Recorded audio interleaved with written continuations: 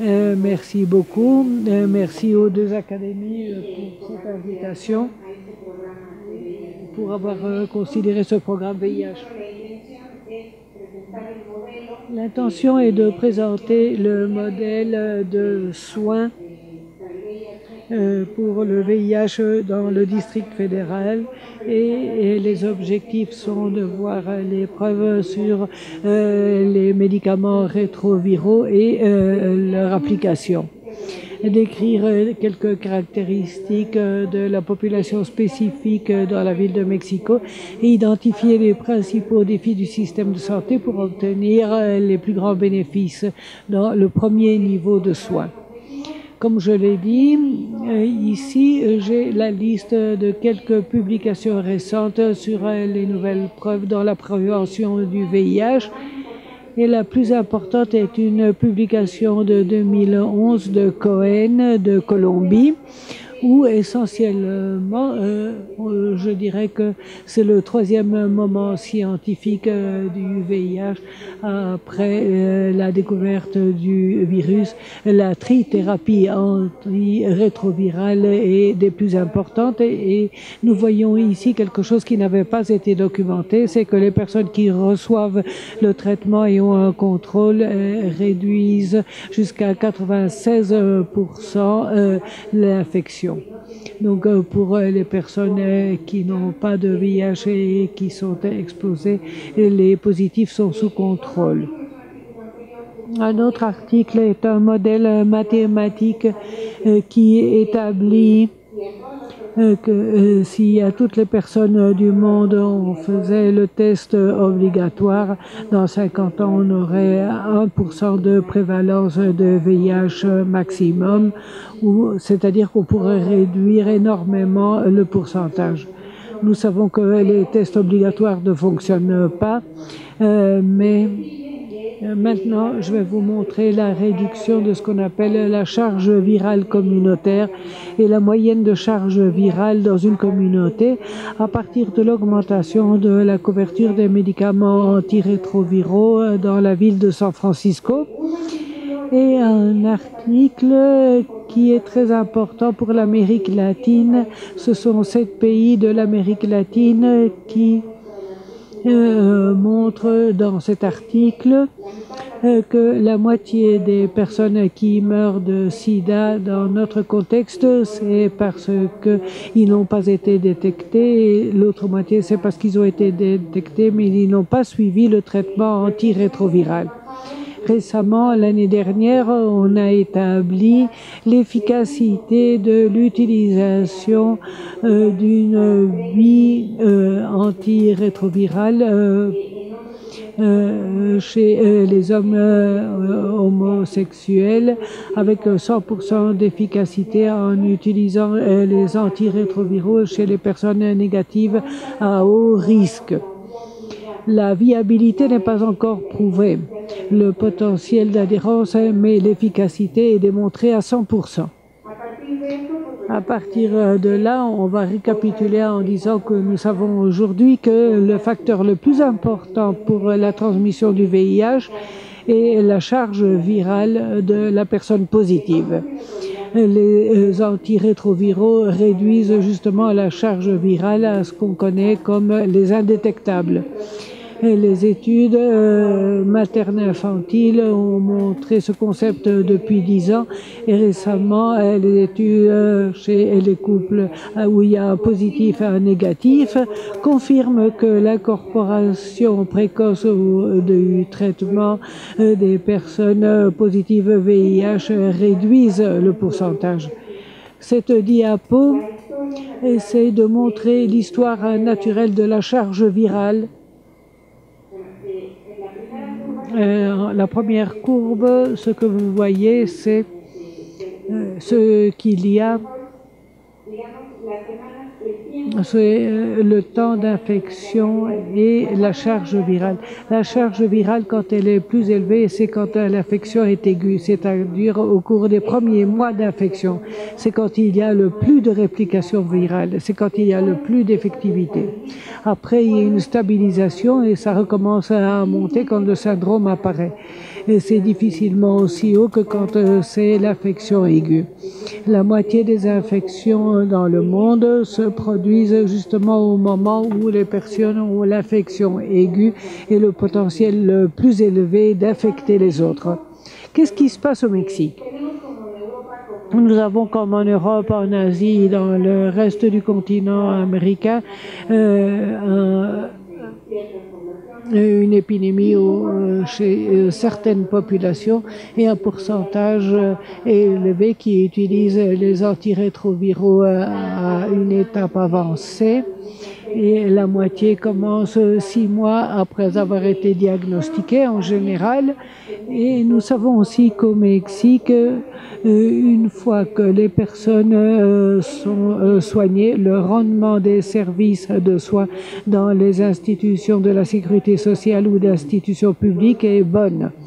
Le problème est qu'ils soient incorporés à ce réseau de soins. Ici, vous avez le début. Ce qui s'est passé à partir de 2008, c'est une modification dans l'algorithme du diagnostic qui nous a permis d'incorporer et surtout de diagnostiquer un grand nombre de personnes en passant de 50 tests par semaine à faire l'année dernière 23 000 tests. Ce sont toutes les personnes qui sont allées à la clinique pour faire les tests et 13,2 étaient positifs. La prévalence dans la population est de 0,2%, c'est-à-dire clairement un schéma de diagnostic dirigé à la population clé dans la transmission de l'épidémie. Cette modification de l'algorithme à partir de 2008 était nouveau et aujourd'hui beaucoup d'espaces ont ces mécanismes et essentiellement ils comprennent la réduction des temps de livraison des résultats, incorporer immédiatement le patient pour lutter contre la charge virale, pour élever la capacité de diminution de la charge virale. Si vous vous rendez compte, sur cette diapo, on représente la proportion de CD4 au diagnostic des patients. Et nous suivons la troisième partie continue d'être détectée avec moins de 100, c'est-à-dire des situations d'immunodépression sévères et graves. Et nous sommes parmi ceux qui détectent le plus précocement.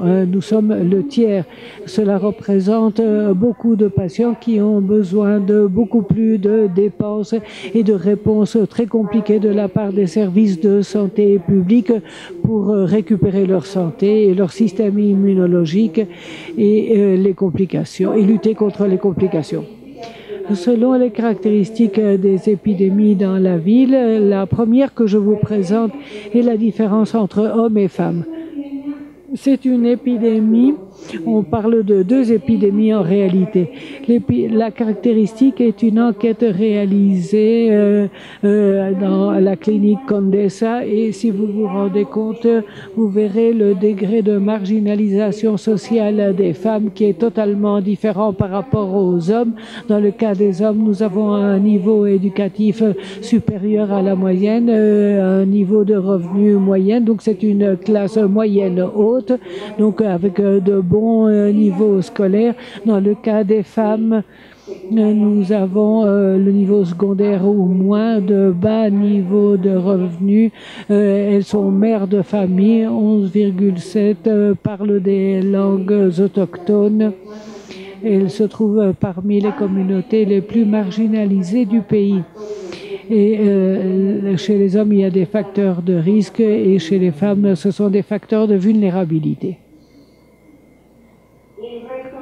Le reste de la population ne sont pas des études de prévalence comme dans le cas des prisons. Ce sont les prévalences que nous avons dans la population que nous soignons. Notre prévalence est de 41% des hommes travailleurs sexuels qui sont positifs à 40%, homosexuels 19%, femmes d'hommes bi 13%, et il y a une prévalence basse chez les femmes enceintes. La caractéristique de ces femmes, c'est qu'elles sont épouses d'hommes positifs et femmes sans liberté 1,1 et femmes enceintes, la prévalence est importante et de 0,22%, et cela est grâce à une stratégie du DF et qui a ouvert des cliniques dans le métro. Donc pour des personnes qui n'avaient pas le droit d'aller dans des services de santé, et ainsi les femmes infectées sont détectées parce qu'elles n'avaient pas le droit d'aller dans des services de santé publics. Nous ne voulons pas donner de conclusion, mais cela permet de dire que les stratégies de diagnostic sont différentes pour la population à prévalence haute que pour la prévalence basse. La clinique de spécialité Condesa montre ses résultats pour 4 femmes transgenres. Donc, elle est beaucoup plus efficace pour les populations de prévalence haute que de prévalence basse. Pour la prévalence basse, nous avons besoin des ressources de toutes les institutions de santé du pays.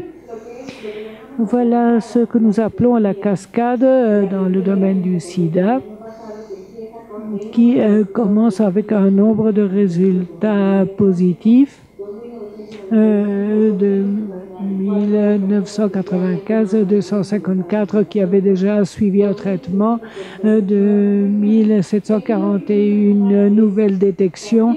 Et ici, je modifie les revenus. D'abord, il y a une valoration médicale et puis on définit s'ils vont être soignés dans les institutions du ministère de la Santé ou s'ils doivent aller à la sécurité sociale.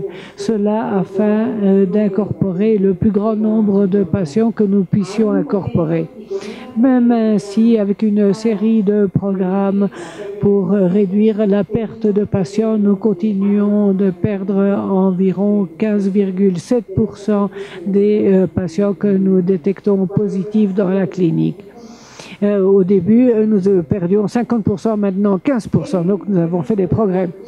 Voilà l'augmentation de la couverture du diagnostic à partir de ces politiques, et actuellement nous avons actifs 10 900 patients. C'est une donnée de 2014, 64 000 personnes qui ont VIH positif.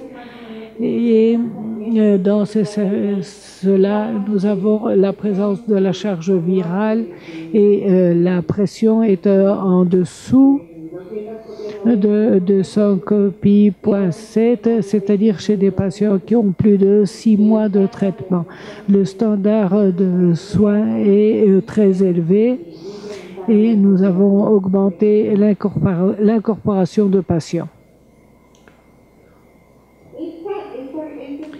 Ici, nous avons la dernière partie que je voulais présenter.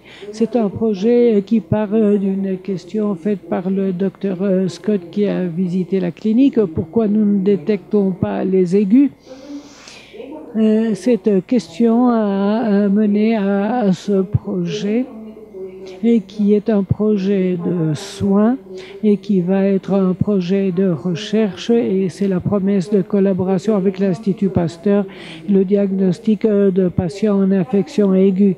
Diagnostiquer des patients en aigu avec VIH, il y a très peu de centres qui le font parce qu'on a besoin de beaucoup de centres et on a besoin d'avoir des centres de santé avant l'infection.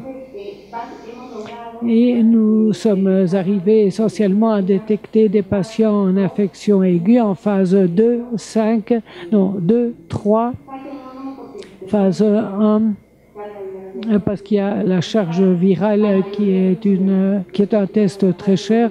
La plupart étaient diagnostiqués en phase 2 et c'est un projet que nous avons commencé en octobre 2009 et ce sont les chiffres de recrutement. Nous avons recruté 11, 38 l'année dernière et cette année 19. Une des caractéristiques est que l'infection aiguë est quand il y a le plus grand potentiel d'infection. Au début, nous donnions un traitement de première ligne comme pour le reste des patients de diagnostic récent et les 2 premiers infectaient leur couple. Donc nous avions 4 patients. Donc nous avons un projet qui est de commencer le traitement avec une 3e ligne de traitement qui sont des médicaments plus chers, mais la caractéristique est qu'ils diminuent beaucoup plus rapidement la charge virale. Ici, je ne sais pas si vous le voyez, c'est la réduction du potentiel d'infection. Et il y a une forte réduction de l'infection. Et le thème de la réduction de la charge virale au niveau non-infection est presque aussi rapide que si au négatif on donnait le PrEP, c'est-à-dire le temps de concentration des antirétroviraux pour leur donner une protection est presque le même que si on commence à traiter le patient en 3e ligne. Et c'est comme si on le retournait à la première ligne de traitement. Voilà les services qu'a la clinique. Le tableau vous montre les aspects importants. C'est une clinique transgenre qui donne une thérapie hormonale pour la transformation sexuelle et le suivi de cela nous a permis d'avoir une rétention des patients positifs. Dans la clinique transgenre, il y a aussi bien des positifs que des négatifs et nous avons pu diminuer de 90% la population et nous voulons atteindre 100% pour 2020 uniquement pour les femmes transgenres que nous n'avions pas détectées au début. Ici, je voudrais dire que si nous avons 11 000 patients positifs ici, environ 30 000 patients négatifs vont à la clinique Condesa pour des tests de diagnostic pour des services négatifs, ce qui permet d'augmenter le diagnostic précoce. En conclusion, c'est cela. Ouvrir des services pour les négatifs qui est la seule possibilité d'augmenter le diagnostic précoce. Pour optimiser le traitement, on a besoin d'augmenter la couverture de tests de VIH et faciliter l'accès aux soins. On doit considérer les caractéristiques de la population de prévalence haute ou basse et les algorithmes de diagnostic doivent tenir compte des progrès technologiques. Les défis sont élargir la couverture de services et de prévention VIH. Cette année, il y aura une nouvelle clinique à l'est de la ville de Mexico, améliorer le diagnostic de la population à prévalence basse et conclure cette année les premières estimations avec incidence réalisée au Mexique. Et enfin, je tiens à remercier le succès de ces 11 000 personnes qui vivent avec le VIH-Sida et 31 000 personnes qui sont allées à la clinique Condesa pour être diagnostiquées, positif ou négatif.